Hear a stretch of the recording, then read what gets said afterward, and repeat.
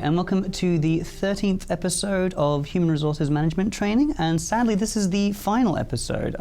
So over the past 12 installments we've gone through various employment law issues, we've gone through some situations to be aware of and the places to contact if you want some advice. So as I say, this is the final installment, and we're doing what many shows do when they come to the end. We're doing a best of. So we're going to do an overview of labour relations, all the areas that we've touched on briefly over the past few sessions, done in miniature, I suppose, just to refresh your memories and to, I guess, bring about hopefully any other further questions that you've got and anything that you'd like to look into. So what we're going to cover today is awards and agreements, so what they are, what they contain, where you can find out about them. Employment status and issues. So basically that's the different ways that people can be employed, the different entitlements different employees get, and some of the issues that can come up if that's not done correctly. And employers' obligations to their staff members, pretty much across the board obligations that an employer will have, and also a little bit about termination and dismissal. We're also going to go through some of the templates and services that are available, as we always do. So the first thing to cover is obviously what system of employment law the business may be in. So as you're probably aware, WA is the only state that still has a state system and a national system of employment law. A state system will cover smaller businesses such as sole traders and partnerships, and if you work for or you run one of them, then it will be Wageline that you would call for any advice. The national system covers businesses that are proprietary limited corporations, and they are covered by the Fair Work info line, so if you have any queries you would contact them. If you're ever not sure or you need some clarification on that, give Wageline a call. They can look into the business that you're calling from and they can find that out for you. Now obviously there is still some confusion about whether CRCs come under the national or state system, as they are generally incorporated entities. Generally though, that will be decided on a case-by-case basis, and it's always important to seek some advice on that. Alright, let's firstly go into awards and agreements. So awards and agreements are essentially the rule book or the instruction manual for different industries, and essentially all jobs and industries will have them now. They are legal documents that are registered with government bodies, and they contain everything that an employee is entitled to in different jobs, and there are penalties for employers that breach these employment laws. So a bit more detail on, and the other area is agreements. And agreements, an award is what will apply automatically. So an award will apply to someone, if someone works at a shop, the shop and warehouse award will immediately apply to them. But there's also some businesses that like to put in place agreements. Now this is fine to do. An agreement can vary the terms of the award to suit that particular business better. But the really important thing to realize is that an employer cannot contract out of award minimums. What that basically means is that an employer cannot get an employee to sign away anything that is their right under law. You can't get an employee to say, I agree not to get paid overtime, or I agree not to receive my minimum hourly rate. That is a protected entitlement. The way that the government protects, I guess, employees against that is that an employer has to register an agreement. So they have to register their agreement either with the state or federal government. The government would then compare that agreement to the award that would have otherwise applied. They would apply what's called the no disadvantage test. They would make sure that the employee is not disadvantaged by having that agreement in place. If they find that the employee is not disadvantaged, then the agreement will be registered, and that will be what applies to the business. But it's very important to make sure that any agreements are registered so that you don't unknowingly underpay your staff.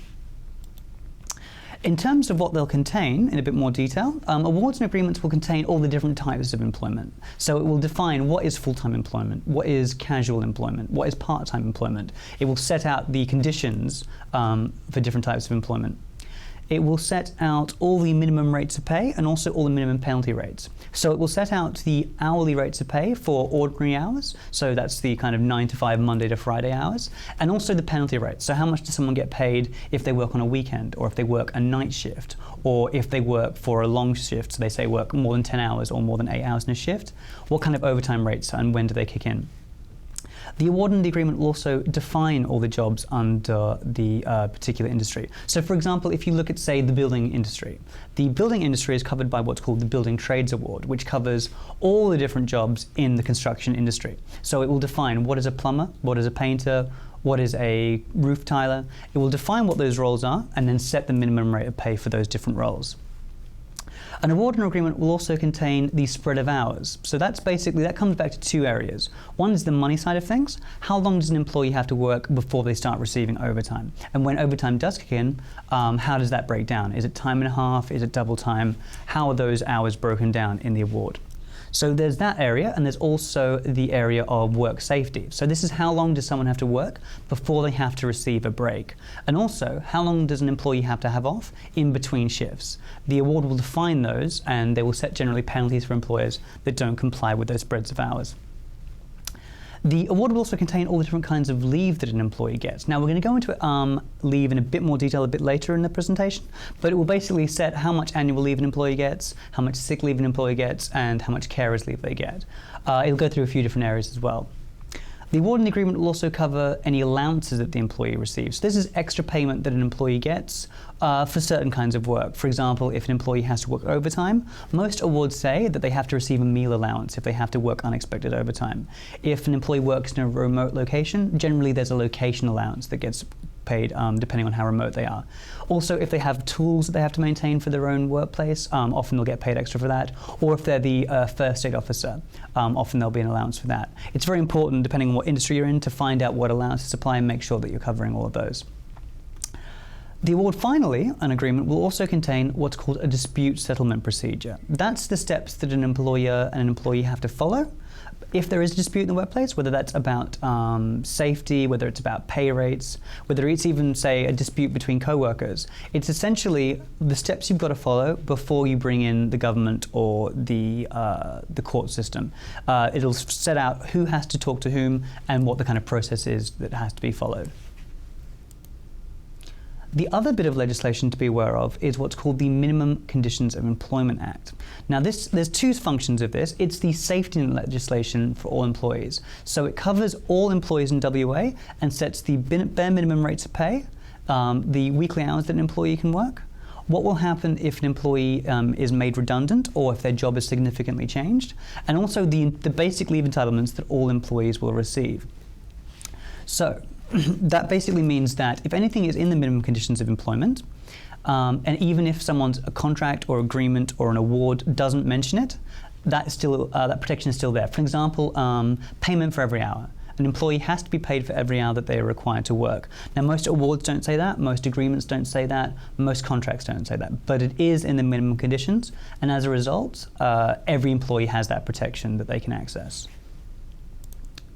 All right, now we're going to talk a little bit about leave. So the different kinds of leave, when employees can access it, how much they can access, and what the situation is that you have to be aware of there. Firstly, let's look at annual leave and personal leave. So annual leave. Annual leave is holiday pay. It's time that an employee can take off and they can do whatever they want with. For a full-time employee, the basic entitlement is 4 weeks for every year that they've worked. So that's four full weeks of paid leave for every full-time employee. This works out pro rata for a part-time employee. So that means that if an employee works less than 38 hours per week, they'll get a percentage of those 4 weeks of annual leave every year based on how many hours they work. So for example, I guess the easy way to look at it is, say someone works 30 hours a week. Now they'd still get 4 weeks off. They'd still get 4 paid weeks off, but they would be being paid at 30 hours a week rather than, say, 38 hours a week if they were a full-time employee. The other thing to be aware of with annual leave is that there's a 17.5% loading that most awards will provide for. So that 17.5% loading takes into account any penalty rates or overtime or allowances that the employee would have received, because annual leave is always paid at someone's base hourly rate. And finally, annual leave is cumulative. Any annual leave that doesn't get taken in 1 year gets added to the annual leave that the employee can take in the next year, and that will continue for as long as they work for that business. Now let's talk about personal leave. Personal leave is one of two areas. There's either sick leave or carers leave. So sick leave is exactly what it sounds like. If someone is ill or injured, they can take time off, still get paid for that while they recover. Carers leave relates to someone's family. If someone's in someone's family or household who depends on them, say an elderly relative or a young child, and if they fall ill suddenly and the employee has to take time off to look after them, someone can take that time out of their sick leave entitlement and still get paid for it. Obviously, in both cases, generally, depending on how much they take, an employee must provide some evidence that they actually did need to take that time off. So the entitlement for personal leave is 2 weeks for every year for a full-time employee. So that is basically 10 working days for a full-time employee. And the rules are very similar to annual leave. Once again, it's pro rata for a part-time employee. So if an employee works less than 30 hours a week, they will receive less than 2 weeks of personal leave. And once again, it's cumulative. Now that's something that a lot of employers don't realize, but any personal leave that isn't taken in 1 year gets added to the personal leave that is available to that employee in the next year. All right, moving on to more kinds of leave. Now we're going to look at bereavement leave and parental leave. So bereavement leave is an entitlement for an employee who has a relative pass away. The legislation defines which relatives qualify for bereavement leave, and for every one of those, an employee has 2 days per instance of paid leave to access. So that's technically an inexhaustible entitlement. And another thing to be aware of with bereavement leave is that it is available to all employees. So not just full-timers and part-timers, also casual employees. Casual employees don't get annual leave or personal leave, but they do receive bereavement leave. And now we're talking about parental leave. Now there's a bit of confusion about parental leave. There's two systems that can apply. There's the state system, which is what I'm going to talk about, and there's also a national system, which is really important to be aware of. The parental leave in the state system is an unpaid entitlement. It's up to 24 months that can be split between a couple. So what that means is that there's a basic entitlement of 12 months that can be split between the couple. At the end of that 12 months, the couple can then apply with their respective employers to extend it for a further 12 months, and then based on the operational requirements of the business, the employer would either say yes or no. This would be something that would be very important to seek advice on if it does come up for your particular business. There's also the national system, which isn't actually an employment law entitlement. It is a welfare payment. So what happens there is that the employee will receive 18 weeks of paid leave at the national minimum wage. So that would be something that the business would act as paymaster of, and then they could contact the government and be reimbursed for that. But as I say, that's not an employment law entitlement, but actually a welfare payment. One final kind of leave to talk about is long service leave. Now this is extra leave that an employee gets for a long period of service with one particular business. The current entitlement is 8 2/3 weeks after 10 years. So after 10 years of continuous service with one business, an employee will get just over 2 months of extra leave to access, on top of all the other leave that they've gotten. This again, like bereavement leave, is accrued by all employees. So full-timers, part-timers, and casuals get it. If a casual works for a long enough period of time, they will be able to receive long service leave. The other thing to be aware of is that if someone works for more than 7 years but less than 10, they get a prorated payout of long service leave with their final pay. So they'll get a proportionate payout of long service leave depending on how many years they've worked. If they worked, say, 8 years, they get 80% of their full 10-year entitlement to long service leave. Now, moving along, we're going to talk about what happens to leave if a business changes hands. So if someone buys a business and decides to keep those staff members on that are already working with that business, what happens to the leave entitlements of those staff members? Generally, annual leave is paid out by the previous owner. So when the transmission of business occurs, the old owner has to pay out any annual leave that the employee hasn't taken. Personal leave generally gets carried forward with the transmission of business. So any personal leave that the employee hasn't taken, that now becomes the responsibility of the new business owner. With those two areas, you've got to look at what the award says. The award will define what happens to leave in those particular instances. With long service leave, however, it always gets carried forward with the transmission of business. It's really, really important to realize that regardless of what's been agreed to, regardless of what's in the sales contract, the legislation places the responsibility for long service leave on the employer at the time that it is taken. So it's really important if someone is buying a business and they're keeping those staff members on, that they are aware how long have those people actually worked for that business, because you could end up getting a bill that you were not expecting in terms of long service leave. And really, if once you know that, you can negotiate that into the sales price. But as I say, the legislation will place that responsibility on the new owner of the business. Right, well, moving along, we can talk a bit now about employment status. So this is, I suppose, the different ways that people can be employed, and we're going to talk a bit about the different entitlements that those employees get. So the two broad categories, I suppose, are permanent and casual. Permanent work is what we've talked about before, full-time and part-time work. So it's regular work, it's ongoing, it's the same shifts every week, the employee always knows when they're going to be required, and they can't just not turn up if they're not available to work. They are expected to do those set shifts. So under most awards, Full-time will be 5 days a week, probably 38 hours, maybe plus some overtime. In some cases it's 40 hours, but generally it's 38. That's generally full-time employment. Part-time employment is the same arrangement, but it's less than 38 hours or less than 5 days a week. So it's a Monday, Tuesday, Wednesday, but it's Monday, Tuesday, and Wednesday every week. The employee always knows that's when they're expected to work, and there is that expectation that they will stay with that business for as long as the employment relationship works out. Casual is a bit different. Casual is when someone works when they're needed. So the employee might say, well, I'll need you Tuesday and Friday this week, but I'm not sure when I'll need you after that. So there isn't that same expectation that you'll have the same shifts every week. There isn't that same expectation that you will work for that business for a long period of time. You can work for a long period of time as a casual, but there isn't that expectation that they will. Now, with permanent employees, as we mentioned before, full-time and part-time employees receive annual leave and personal leave for every year that they work. Casual employees don't receive that because of the nature of their employment, but they will receive either 20 or 25% extra for every hour that they work, depending on what the award says, to balance that out. So they get a slightly higher hourly rate of pay, but they don't receive the leave entitlements, obviously apart from long service leave and bereavement leave. Now, the final point on working arrangements to be aware of is fixed term. Now, a fixed-term employee is exactly what it sounds like. You would hire an employee for a contract of a set period of time to, say, cover someone on maternity leave or to finish one particular project. At the end of that contract, the employer has not got to keep the employee on, and the employee doesn't have to stay with the employer. But generally, during that time, they are considered to be a permanent employee, and they should be receiving annual leave and sick leave entitlements. Moving along, we're now going to talk about one other area of employment engagement that can be quite problematic for small businesses, and this is the difference between a contractor and an employee.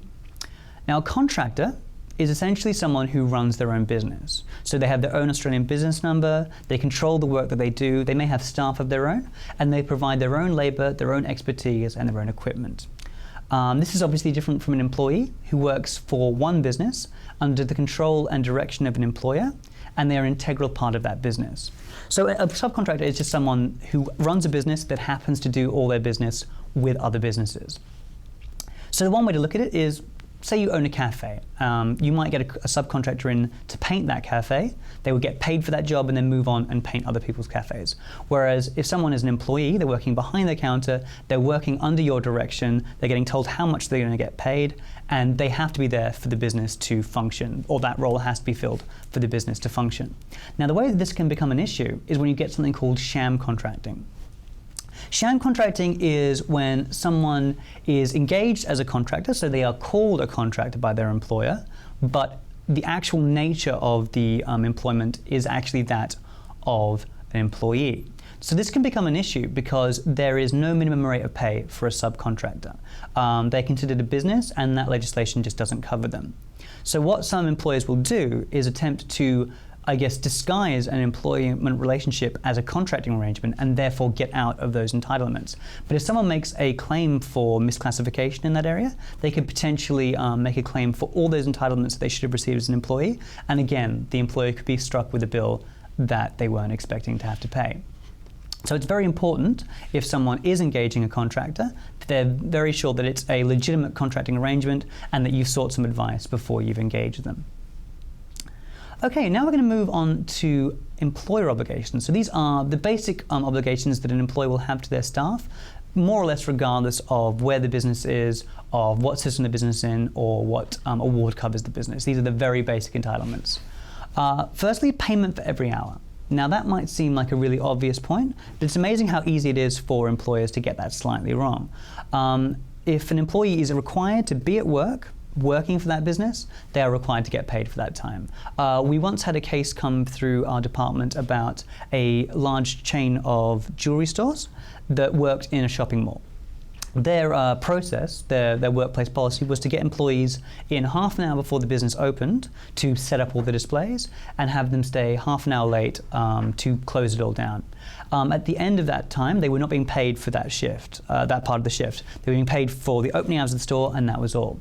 When the business changed hands, the new employers started paying for that time. One of the employees questioned that. They thought that they were getting overpaid and found that actually that was the legal requirement, and they made a claim. This then spread through the entire workforce, and we had a lot of people making a claim against one business for not being paid, say, 1 hour per shift. That totaled up to the point where the old business owners, had to pay out $86,000 to settle that claim, which, by the way, was not how much they owed, it was how much the employees were willing to settle for to get the claim finished. So it's very, very important. Obviously, that's a very extreme case, but it's very, very important that if someone is being required to come to work and be at work, doing work for that business, that they get paid for that time. More obligations are obviously the obligations towards superannuation and taxation. I've got to mention that this is not an area that the Department of Commerce directly deals with. However, it is part of the employment relationship that you need to be aware of. So currently, the obligation with superannuation is that it's 9% on top of someone's gross weekly wage. I believe in July that will start to go up and eventually it will reach 12%, but the current entitlement is 9%.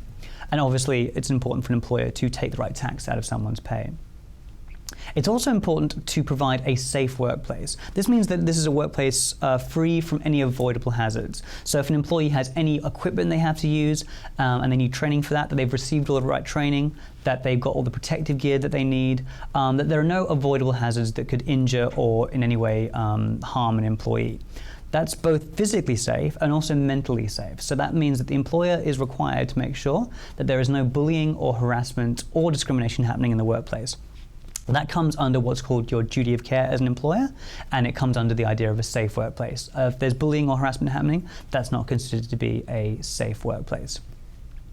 Following on from that, you've also got to provide what's called equal opportunity. That means that no one in your workplace can be disadvantaged because of where they're from, their religious beliefs, their political beliefs, their gender preference, their family responsibility. There's a whole raft of areas that you cannot use against someone in the employment relationship. It's obviously very important to seek advice on that if there's anything that you think may be towing the line towards discriminatory behavior.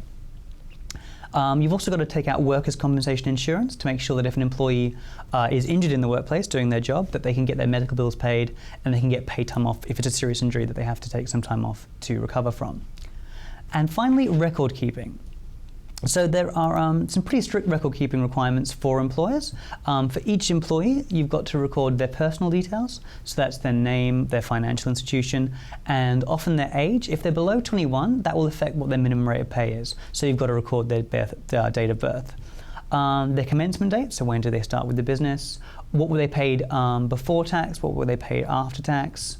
For each shift, when did they start, when did they finish, and what breaks did they take? Any deductions that were taken from their pay and why?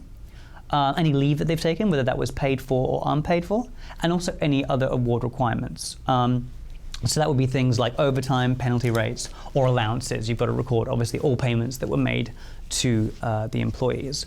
There are templates available at our website, so if you want to have a look at those, they're very handy. I know that a lot of businesses use programs like MyOb or QuickBooks, and those are great. They work really well, but they weren't designed with the legislation in mind. So we find that even if you don't use our templates, it's really good to go onto our website, have a look at them, and make sure that you are covering all the legislative requirements of record keeping, because the templates we provide were designed with legislation in mind.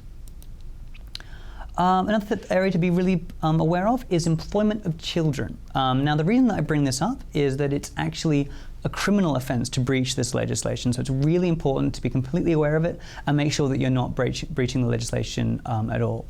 The Children and Community Services Act regulates when someone can work and how old they have to be before they can work. So between 10 and 13 years, someone can only be employed delivering newspapers or pamphlets. It has to be outside of school hours, between 6 a.m. and 7 p.m, and they have to be accompanied by a parent or adult.